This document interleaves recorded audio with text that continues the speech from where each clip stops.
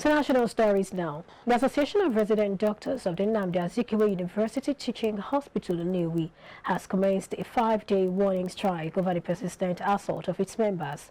The body said the strike takes effect from Wednesday as it has shut down all medical services at the institution.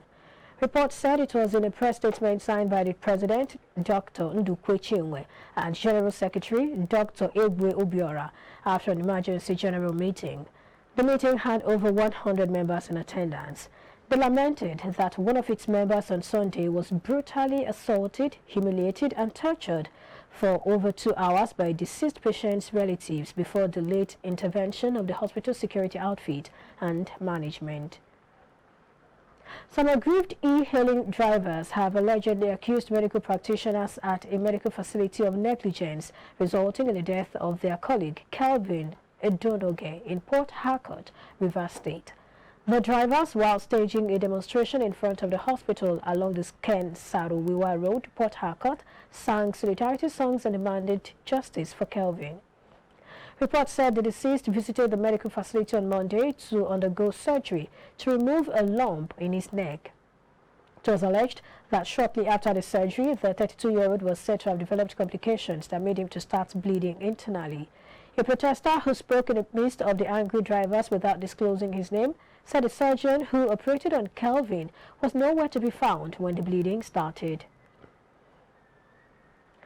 Indians all over the globe today celebrated the occasion of their nation's 74th Republic. Gathered at the Consulate General of India in Lagos State, participants at the event were addressed by the Consul General, Mr. Chandramoli Kumar Khan.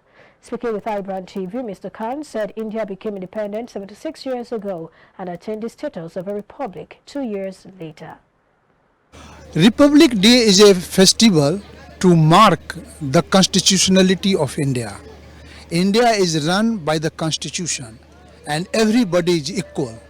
That is the significance of Republic Day, and we celebrate it every day because on this day we gave our constitutions to ourselves. It is 74th anniversary of our becoming republic because we got independence in 1947. So by that standard we are in the 76th years of independence. So there are two national days in India. One is the Republic Day, one is the Independence Day. Republic Day is the day when we adopted the Constitution. Explaining further, he said the people of India are constitutional and follow the dictates of the Constitution. He also enjoined Nigerians to choose right when they go to the polls on February 25th to elect the next president of the country. Indians all over the world should try and should target their effort to make India a developed and more accommodative country by the end of Amrit Kal, which we call to 2047, because in that year we would be completing 100 years of independence, and our leadership has said that during that time we should come on a different developmental level. Democracy is still the best form of government what we have. You know, there are many forms, but democracy seems to be more plausible. And I'm happy that Nigeria has gone on the course of democracy for long now. And in democracy, the people's will, which is expressed through election, is very, very important. Presidential candidate of the People's Democratic Party, PDP, Atiku Abubakar, has thrown his weight behind the United States visa ban on alleged election riggers in Nigeria. Reports said the U.S. imposed visa restrictions on some Nigerians accused of undermining democracy, noting that this was part of the action to advance democracy and tackle corruption in Nigeria. The U.S. Secretary of State Antony Blinken, who disclosed this in a statement on Wednesday, said that the sanctioned individuals whose names he did not reveal would be ineligible for the U.S. visa. The top-ranking diplomat also explained that some family members of those barred from the U.S. will be subjected to the same restriction. Blinken clarified that the visa restriction was not targeted at the Nigerian people or the government. But reacting to the ban via his Twitter handle on Wednesday, Atiku urged other established democracies to join the U.S. in placing a visa ban on election riggers in Nigeria. The presidential candidate of the African Action Congress, AAC, Omoyele Sowore, has joined Nigerians in calling on authorities to allow students to go on break to vote in the forthcoming general elections.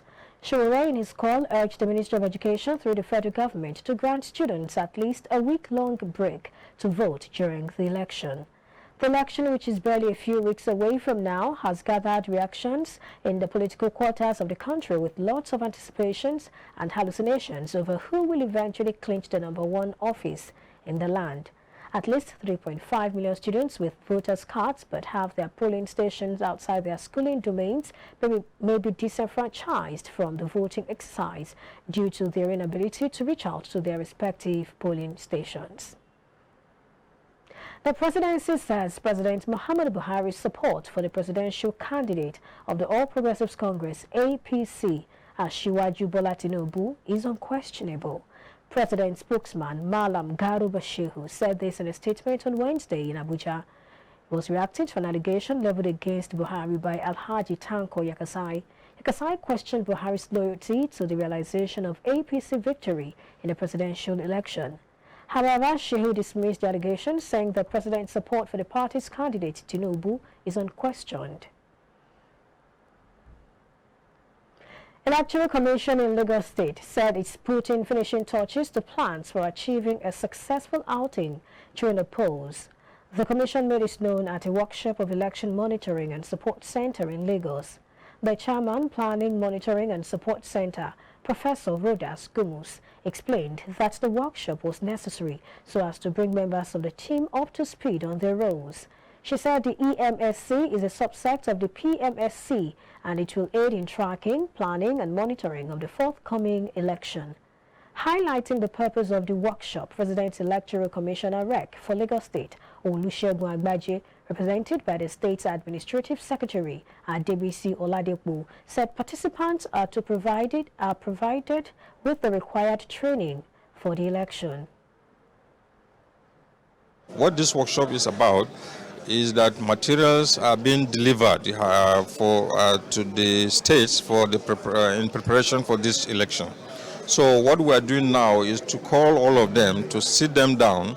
We have given them questionnaires before we came here, to sit them down, to now see for the entire state what kinds of materials have been delivered, in what quantities, whether there are shortfalls or whether there are gaps, and if there are, we begin to address these gaps systematically, because this is what we do on the eve of every election, both general election and off-cycle elections, such as off-cycle governorship elections. The EMSC is a tool we use in actually, tracking what we are distributing, the materials, monitor, track, and then it helps for implementation by the commission, because when we know how many is being required in the local government, and then how many has been distributed, that is what we are doing here now. Right now, the states will now give all that they have received. Then we are tracking, is it not? We are tracking how many they have received. If there is a shortfall, we will now report back to the commission.